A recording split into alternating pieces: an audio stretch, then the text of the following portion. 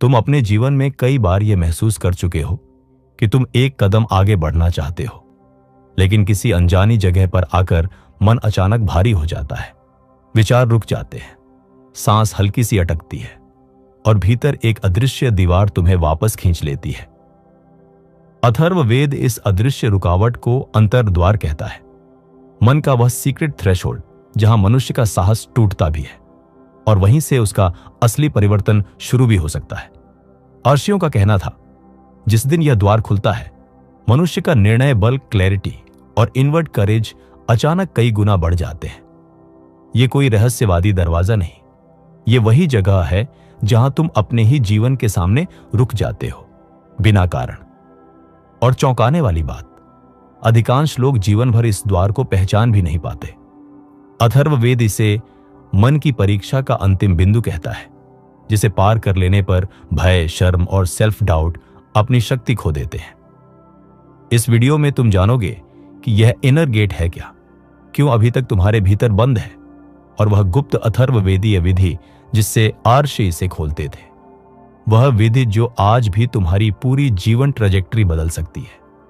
अब हम धीरे से उस पहली गहरी परत में प्रवेश करते हैं जहां यह द्वार पहली बार महसूस होता है। जब तुम किसी जरूरी निर्णय के सामने खड़े होते हो तो बाहर की दुनिया शांत रहती है, लेकिन भीतर अचानक एक हल्की सी गांठ बनती है। तुम्हारा मन जैसे दो हिस्सों में बढ़ जाता है। एक हिस्सा आगे बढ़ना चाहता है और दूसरा बस ठहर जाना। अथर्ववेद इसी बिंदु को अंतर्द्वार कहता है। यह कोई साधना स्थल नहीं, कोई चक्र नहीं, कोई सूक्ष्म रहस्यमयी दरवाजा नहीं। यह वह जगह है जहां मन स्वयं को रोक लेता है। आर्षि कहते थे, मनुष्य की असली हार या जीत किसी बाहरी युद्ध में नहीं, यहीं इस द्वार पर होती है। आधुनिक मनोविज्ञान इसे एक इंटरनल थ्रेशोल्ड मानता है, जहां पिछली असफलताएं, दबी हुई शर्म और अनदेखे डर एक साथ उठ आते हैं और तुम्हारे रास्ते पर एक धुंध सा बिछा देते हैं। तुम सोचते हो तुम डर गए, पर वास्तव में तुम उस द्वार को छू रहे होते हो जहां मन तुम्हें रोकने की अपनी पूरी ताकत लगा देता है। और ठीक इसी जगह ऋषियों की नजर में साधना शुरू होती है, क्योंकि वही थ्रेशोल्ड जहां तुम ठहरते हो, वहीं से ट्रांसफॉर्मेशन सबसे तेज गति से जन्म लेता है। अब हम धीरे से उस कथा में प्रवेश करते हैं जहां इस अंतर्द्वार का सबसे शक्तिशाली उदाहरण मिलता है, महाभारत में, जहां एक योद्धा इतिहास का सबसे बड़ा युद्ध बाहर नहीं, अपने ही भीतर लड़ रहा था। कुरुक्षेत्र की धूल अभी तक पूरी तरह बैठी भी नहीं थी और अर्जुन अपने रथ पर खड़े जमे हुए थे। धनुष हाथ में था, सामने शत्रु भी स्पष्ट दिख रहे थे। विजय के सभी साधन उनके पास थे, लेकिन भीतर कुछ अचानक थक कर बैठ गया। किसी बाहरी शक्ति ने उन्हें नहीं रोका। ना कोई युद्ध शुरू हुआ था। ध्यान दो, यह डर युद्ध का नहीं था। यह वह गहरी आंतरिक कांप थी जो तभी सक्रिय होती है जब मन थ्रेशोल्ड पर पहुंचता है। कृष्ण समझ गए कि अर्जुन से पहले उनका द्वार खोलना होगा। युद्ध की रणनीति बाद में, पहले भीतर का ताला। इसलिए उन्होंने उपदेश नहीं दिया, उन्होंने तर्क नहीं दिया, उन्होंने अर्जुन को उस जगह देखने को कहा जहां उनका मन जड़ हो गया था।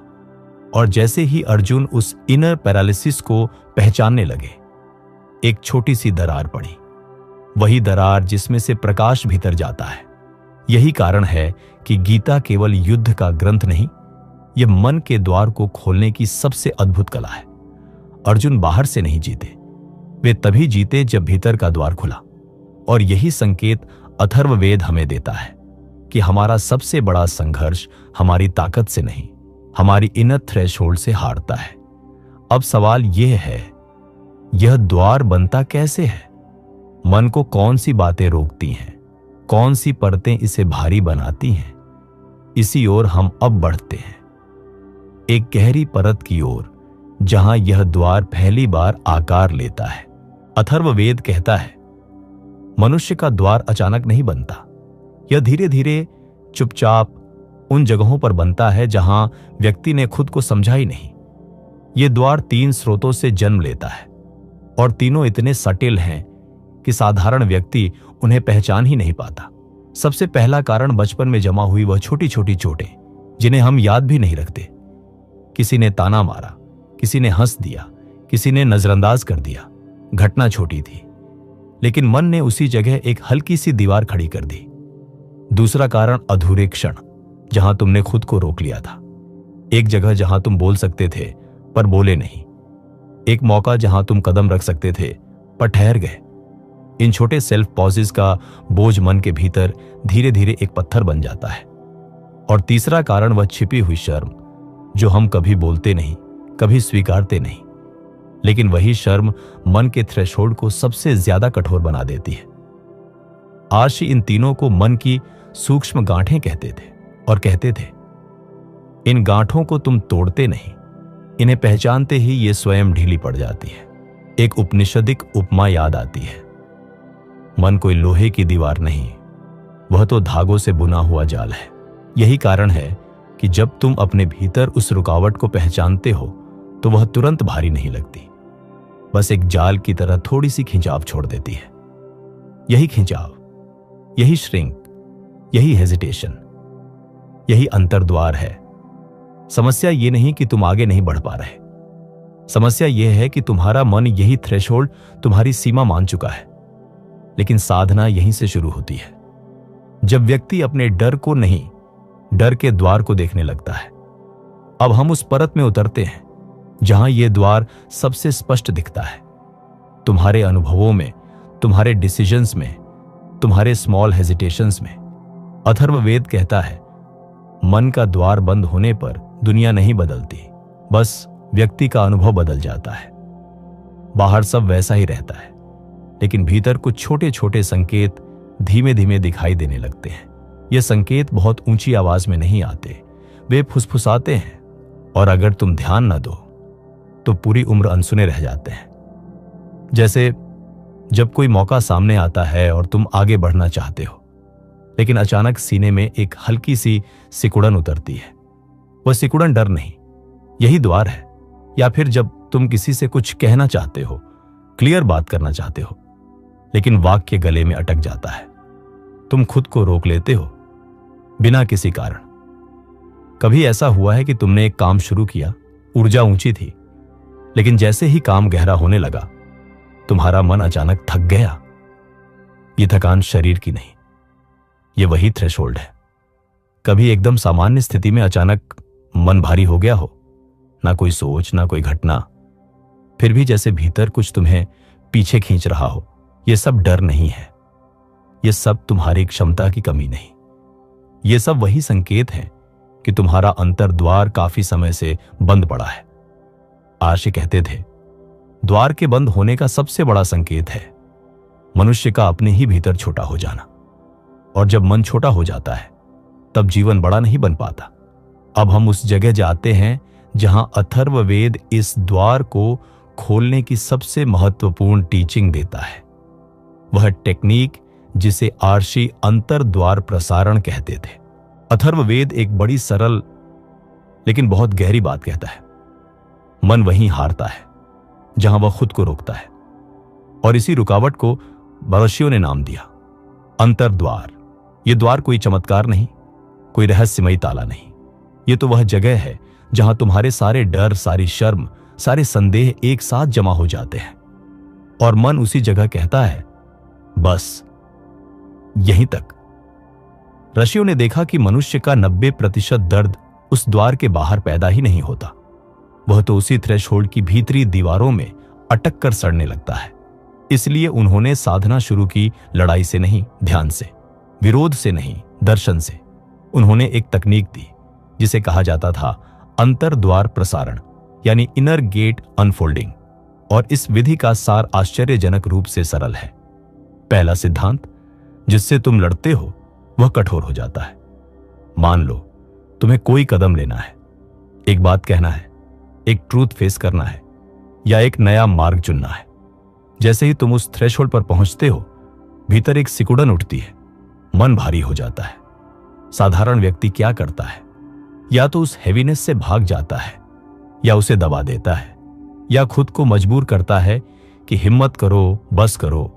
लेकिन आर्षियों ने देखा, दमन थ्रेशोल्ड को और गाढ़ा कर देता है, यह द्वार को मजबूत कर देता है।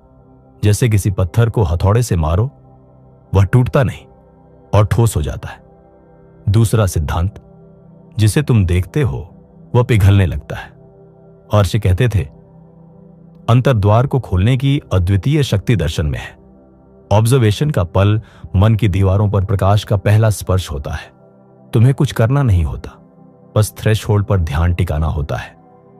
उस कांपते हुए क्षण पर जो जिंदगी बदल सकता है अगर तुम उसे भाग कर न खो दो। जैसे ही तुम उस इनर श्रिंकिंग को धीरे बिना आग्रह बस देखते हो, मन की पकड़ ढीली पड़ती है। उसी क्षण द्वार में एक दरार बनती है, एक सूक्ष्म, लगभग अनदेखी दरार, लेकिन वहीं से नई ऊर्जा भीतर प्रवेश करती है। तीसरा सिद्धांत, मन के थ्रेशहोल्ड पर प्राण अपना नया मार्ग खोजता है। यह टीचिंग बाहरी नहीं, पूरी तरह एनर्जेटिक है। जब तुम अपने भीतर की हैवीनेस को प्रतिरोध किए बिना धीरे से देखते हो, प्राण उस जगह जमा हुआ डर हटाने लगता है। इसी को आर्षे कहते थे, प्राण का पुनर्योजन, रीअलाइनमेंट ऑफ लाइफ फोर्स। कई बार ऐसा लगता है कि दशकों से फंसा हुआ डर एक ही क्षण में जैसे अपना वजन खो देता है। यही मोमेंट अंतर्द्वार का खुलना है। यह कोई बड़ा उद्घाटन नहीं, बस एक सट्टिल शिफ्ट, जैसे किसी बंद कमरे में धीरे से हवा का पहला झोंका आ जाए। चौथा सिद्धांत, थ्रेशहोल्ड को महसूस करना ही उसे डिसॉल्व करने की शुरुआत है। जब भी तुम लाइफ में किसी गहरी चुनौती के सामने आते हो, बोलने के समय, फैसले के समय या किसी पेनफुल ट्रूथ के सामने, और मन भीतर से सिकुड़ता है, तो वह सिकुड़न संकेत है कि तुम द्वार तक पहुंच गए हो। और ठीक यही थ्रेशहोल्ड तुम्हारी साधना का द्वार है। आर्षे कहते थे, मन के द्वार पर खड़े रहो, भागो नहीं। वहीं मौन उतरता है, वहीं शक्ति जन्म लेती है। और फिर वह क्षण जब थ्रेशहोल्ड थोड़ा सा खुलता है, भीतर हल्का सा प्रकाश आता है, तुम्हें एक नई स्पष्टता उतरती है, निर्णय साफ दिखते हैं और भय अपनी पकड़ खो देता है। यही है अंतर्द्वार प्रसारण का अनुभव। किसी भजन, किसी रीति, किसी मंत्र से शुरू नहीं होता। यह शुरू होता है उस एक क्षण से जब तुम मन की रुकावट को पहचानना सीख लेते हो। अब हम अगले भाग में देखेंगे यह विधि दैनिक जीवन में कैसे दिखती है, कौन से क्षण इस द्वार को एक्टिवेट करते हैं और असल में थ्रेशहोल्ड क्रॉस कैसा लगता है। अथर्ववेद की यह साधना किसी आश्रम में बैठकर करने वाली प्रक्रिया नहीं है। यह जीवन के उन्हीं क्षणों में घटती है जहां तुम सामान्य रूप से अपने आप को छोटा कर लेते हो। कभी ध्यान दिया है, एक साधारण बातचीत में जब तुम सच बोलना चाहते हो लेकिन एकदम अंतिम क्षण में मन भीतर से रुक जाता है, जैसे आवाज ही सिकुड़ जाए, वही थ्रेशहोल्ड है। या फिर जब तुम कोई काम शुरू करने बैठते हो, इच्छा स्पष्ट है, लक्ष्य सामने है, लेकिन जैसे ही कदम आगे बढ़ाने लगते हो, तुम्हारा मन अचानक भारी हो जाता है। ना कोई खतरा, ना कोई कठिनाई, फिर भी भीतर एक छोटा सा मैं नहीं कर पाऊंगा उठता है और तुम रुक जाते हो। यह भी वही द्वार है। एक और उदाहरण, किसी प्रिय व्यक्ति से एक सच्ची दिल की बात करनी हो। तुमने होल डे सोचा हो कि आज कह दूंगा, लेकिन जैसे ही मौका आता है, मन एक अजीब सी फॉग फैला देता है। तुम्हारी क्लैरिटी गायब हो जाती है और तुम चुप रह जाते हो। यह भी थ्रेशहोल्ड है। अब ध्यान से समझो, द्वार खुलता कैसे है। जब भी कोई अनकंफर्टेबल क्षण आए, साधारण इंसान उस डिस्कंफर्ट से भागता है, लेकिन ऋषियों ने कहा, भागना थ्रेशहोल्ड को मजबूत करता है। अगर तुम उसी क्षण एक छोटी सी पॉज ले सको, एक छोटा सा इंटरनली देखने का विराम, तो खेल बदल जाता है। मान लो तुम किसी से बात करने वाले हो और भीतर सिकुड़न महसूस होती है। यूं ही कहते करते तुम इसे दबा देते हो या अवॉइड कर लेते हो। लेकिन अगर उस पल तुम बस एक हल्की ब्रेथ लो और उस सिकुड़न को अलाउ करो, जैसे कुछ भीतर ही अनफोल्ड हो रहा है, तो मन उसकी पकड़ खोने लगता है। वह थ्रेशहोल्ड जो तुम्हें रोक रहा था, थोड़ा सा शिफ्ट कर जाता है, जैसे किसी ताले में पहली बार चरमराहट सुनाई दे। यही पहला संकेत है कि द्वार खुलने लगा है। इसी तरह जब कोई बड़ा निर्णय लेना हो और मन भारी महसूस हो, तुम सोचते हो यह डर है, लेकिन वास्तव में यह अंतर्द्वार सक्रिय हो रहा है। अगर तुम उस हेवीनेस के नीचे बस एक क्षण के लिए रिकॉग्निशन ला दो, हाँ यह थ्रेशहोल्ड है, तो मन तुरंत अपना कंट्रोल खो देता है और फिर डिसीजन स्पष्ट दिखने लगता है। आवाज स्टेडी हो जाती है, ऊर्जा भीतर उठने लगती है। आर्षि कहते थे, थ्रेशहोल्ड को देखने से ऊर्जा दिशा बदलती है और यह डायरेक्शन चेंज तुम्हें उसी क्षण एक नया साहस दे देती है। अब हम आगे बढ़ते हैं उस रेयर टीचिंग की ओर जिसे बहुत कम लोग जानते हैं। अथर्ववेद के अनुसार मनुष्य के भीतर एक नहीं 2 द्वार होते हैं, पहला डर का और दूसरा पहचान का, और असली साधना दूसरे द्वार पर होती है। अथर्ववेद एक अत्यंत दुर्लभ सत्य बताता है, मनुष्य के भीतर सिर्फ एक नहीं 2 द्वार होते हैं। पहला द्वार वह है जहां डर जागता है, जहां मन श्रिंकिंग, हेजिटेशन और हैवीनेस पैदा करता है। यह द्वार साधक को रुकने पर मजबूर करता है। यही थ्रेशहोल्ड वह है जिसे अधिकांश लोग जीवन भर अपनी सीमा मान लेते हैं। लेकिन दूसरा द्वार पहले से भी गहरा है। यह डर से नहीं, पहचान से बना होता है। यह वह सटल जगह है जहां व्यक्ति अपने बारे में एक निश्चित रूप बना लेता है और मन उस रूप को अपनी सुरक्षा समझ लेता है। इसीलिए जैसे ही तुम एक ऐसे बदलाव के करीब पहुंचते हो जो तुम्हारी आइडेंटिटी को हिला सकता है, मन तुरंत एक हल्की सी बेचैनी पैदा करता है। यह बेचैनी भय नहीं होती, यह एक इनर रेजिस्टेंस होती है। मन कहता है, अगर तुम यह कदम आगे बढ़ाओगे तो तुम पहले जैसे नहीं रहोगे। पहचान कॉन्टिन्यूटी चाहती है, उसे स्थिरता चाहिए, वही आदतें, वही प्रतिक्रिया, वही कहानी, वही वर्जन ऑफ सेल्फ जिसमें मन सुरक्षित महसूस करता है। लेकिन साधना कहती है, यही कॉन्टिन्यूटी सबसे बड़ा भ्रम है, यही जगह सबसे बड़ा बंधन है। पहचानों का यह द्वार दरअसल मन का सबसे मजबूत फोर्ट्रेस है। इसका काम है तुम्हें पुराने तुम से बांधना, ताकि तुम नए रूप में प्रवेश न करो। अथर्ववेद इसे चित्त बंधन का द्वितीय तट कहता है। मन के उस हिस्से की दीवार जहां व्यक्ति को पता होता है कि अगले कदम के बाद एक पुराने वर्जन को मरना पड़ेगा और मन मृत्यु सहन नहीं कर सकता, चाहे वह आइडेंटिटी की ही क्यों न हो। यही कारण है कि दूसरा थ्रेशहोल्ड खोलने का अनुभव पहले द्वार से बिल्कुल अलग होता है। पहला द्वार साहस मांगता है क्योंकि वहां डर होता है। दूसरा द्वार सच्चाई मांगता है क्योंकि यहां ईगो होता है।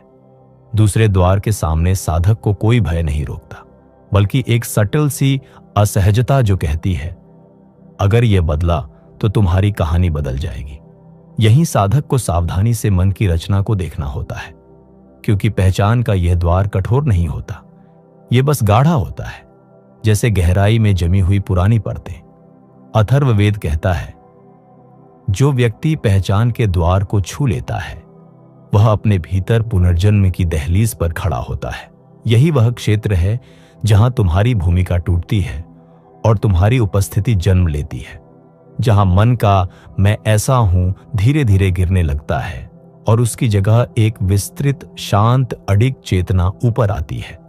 यह द्वार खुलने पर कोई तेज प्रकाश नहीं आता, कोई रहस्यमयी अनुभव नहीं होता, बस एक गहरी क्लैरिटी उतरती है कि तुम वह नहीं हो जिसे तुमने दशकों तक माना है। पहला द्वार व्यवहार को बदलता है, दूसरा द्वार अस्तित्व को, और यही कारण है कि ऋषियों ने इसे मन की सबसे सूक्ष्म, सबसे निर्णायक परीक्षा कहा है। अब हम आगे बढ़ते हैं उस प्रश्न की ओर जो हर साधक को जानना चाहिए, द्वार के पार क्या है? वहां कैसा स्टेट, कैसी शक्ति, कैसी स्पष्टता मिलती है? यही अगला भाग है। अथर्ववेद कहता है, द्वार के पार कोई चमत्कार नहीं है, कोई दिव्य दर्शन नहीं, कोई रहस्यमयी रोशनी नहीं। द्वार के पार तुम स्वयं हो, लेकिन वह तुम जिसे तुमने कभी वास्तव में देखा ही नहीं। जब पहला द्वार खुलता है, मन के डर अपनी पकड़ छोड़ देते हैं। वह हैवीनेस, वह श्रिंकिंग, वह हेजिटेशन जो सालों से तुम्हें पीछे खींच रही थी, अचानक हल्की लगने लगती है, जैसे शरीर से कोई अदृश्य वजन उतर गया हो। लेकिन दूसरा द्वार खुलने का अनुभव इससे पूरी तरह अलग है। यह डर को नहीं, आइडेंटिटी को काटता है। यह अनुभव तेज नहीं होता, यह धीरे, बहुत धीरे उतरता है, जैसे पानी का स्तर रात भर में शांत होकर पूरी तरह साफ हो जाए। तुम सोचते नहीं कि मैं बदल गया हूं, अचानक बस यह दिखने लगता है कि जिस वर्जन को तुमने सालों से मैं कहा था वह सिर्फ एक भूमिका थी। द्वार के पार एक शांत, स्थिर, अनकंडीशनड उपस्थिति जागती है। यह आनंद नहीं जो कारणों पर आधारित हो, यह उत्साह नहीं जो कुछ देर टिके और चला जाए। यह तो एक स्टेडी क्लैरिटी है जो बाहर की परिस्थितियों से हिलती भी नहीं और मिटती भी नहीं। अथर्ववेद इसे अंतर प्रकाश कहता है। वह भीतर की रोशनी जो निर्णय को साफ करती है, सोच को दिशा देती है और मन को शोर से अलग कर देती है। द्वार के पार तुम्हें यह महसूस होता है कि जीवन अचानक हल्का हो गया है। सिर्फ इसलिए नहीं कि डर गया है, बल्कि इसलिए कि तुम अपनी ही कहानी के केंद्र से बाहर आ गए हो। अब घटनाएं हैं पर तुम घटना नहीं। अब प्रतिक्रियाएं हैं पर तुम प्रतिक्रिया नहीं। अब विचार हैं पर तुम विचार नहीं। एक सूक्ष्म सा परिवर्तन, लेकिन उसी क्षण तुम्हारी दुनिया की व्याख्या बदल जाती है। जिस क्लैरिटी को तुम तलाशते थे वह डिसीजन के बाहर नहीं, उस द्वार के पार थी। जिस साहस की कमी लगती थी वह तुम्हारे भीतर ही रुका था। बस थ्रेशहोल्ड बंद था। और जब यह द्वार खुल जाता है तो आगे का जीवन संघर्ष से नहीं, परिपक्वता से चलता है। मन अब बाधा नहीं, सहयोग बन जाता है। प्राण अब बिखरते नहीं, संतुलित होते हैं। अथर्ववेद कहता है, द्वार खुलते ही मनुष्य अपने भीतर पहली बार सच्चा जन्म लेता है। अब हम अंतिम भाग की ओर बढ़ते हैं, जहां इस पूरी यात्रा का सार एक सरल लेकिन निर्णायक संदेश में उतरता है। यही वह संदेश है जो साधक को भीतर से बदल देता है।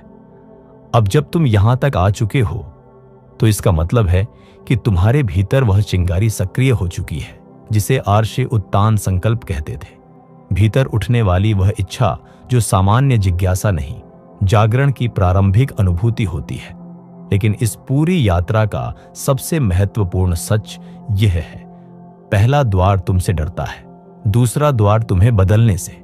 पहला द्वार तुम्हारे डर से नहीं बना होता, तुम्हारे अनुभवों की छाया से बना होता है। और दूसरा द्वार तुम्हारी वास्तविक सीमाओं से नहीं, तुम्हारी पुरानी पहचानों से बना होता है। यही कारण है कि साधारण व्यक्ति जीवन भर पहले द्वार पर अटका रहता है, जबकि साधक दूसरे द्वार के पार जन्म लेता है। और इसी जगह तुम्हारे लिए एक नई राह खुलती है, जिसे मैंने अपने नए चैनल आर्केन साइकोलॉजी में समर्पित किया है। अगर तुम सच में समझना चाहते हो कि मन कैसे थ्रेशोल्ड्स बनाता है, कैसे छोटी घटनाएं आइडेंटिटी को शेप देती है, कैसे ट्रॉमा और पैटर्न्स हमारी इनर दुनिया को नियंत्रित करते हैं, तो वहां हम इन सब की असली जड़ तक उतरते हैं। वही डेप्थ, वही क्लैरिटी, वही रेयर एंशिएंट साइकोलॉजिकल ब्लेंड, लेकिन और भी सटीक, और भी ट्रांसफॉर्मेटिव। और हां, तुम उस चैनल को सीधे डिस्क्रिप्शन से ज्वाइन कर सकते हो। यह तुम्हारी इस यात्रा का अगला स्वाभाविक कदम है। जिस तरह तुमने इस चैनल का साथ दिया, वैसे ही उसे भी सपोर्ट करना, क्योंकि वहीं से तुम्हारी इनर ट्रांसफॉर्मेशन पूरी होती है। अब आगे बढ़ते हैं। द्वार खोलना करने का काम नहीं, देखने का काम है। द्वार तब नहीं खुलता जब तुम उसे धक्का देते हो। द्वार तब खुलता है जब तुम रिकॉग्नाइज कर लेते हो कि हां, यह थ्रेशहोल्ड है। यही वह बिंदु है जहां मन मुझे रोकता है और जहां मुझे रुकना नहीं है। जिस क्षण यह पहचान उतरती है, उसी क्षण ऊर्जा का प्रवाह बदल जाता है। मन का कंट्रोल ढीला पड़ जाता है और चेतना अपनी प्राकृतिक दिशा में बहने लगती है। अब सवाल यह नहीं है कि यह कैसे होता है। सवाल यह है, क्या तुम अगली बार उस थ्रेशहोल्ड को पहचान पाओगे? जब भीतर सिकुड़न उठे, जब पहचान रिजिड लगे, जब मन कहे रुक जाओ, संभल कर देखना, यही वह क्षण होगा जहां तुम्हारा द्वार सक्रिय है। और अगर तुम उस क्षण भागने के बजाय बस एक ब्रेथ लेकर उस अनुभव को देखने का साहस कर लोगे, तो समझ लेना द्वार खुल रहा है, धीरे धीरे लेकिन निश्चित रूप से। आर्षे कहते थे, द्वार भीतर है, रास्ता भीतर है, और जिसे खोलना है वह भी भीतर ही है। अब यात्रा शुरू होती है। अब तुम पुराने रूप नहीं हो, अब तुम उस सीमा के पास खड़े हो जहां से चेतना का विस्तार शुरू होता है। बस याद रखना, अगली बार जब थ्रेशहोल्ड उठे, रुको मत, देखो, समझो, पहचानो। यही पहला कदम है, यही अंतर्द्वार की चाबी है।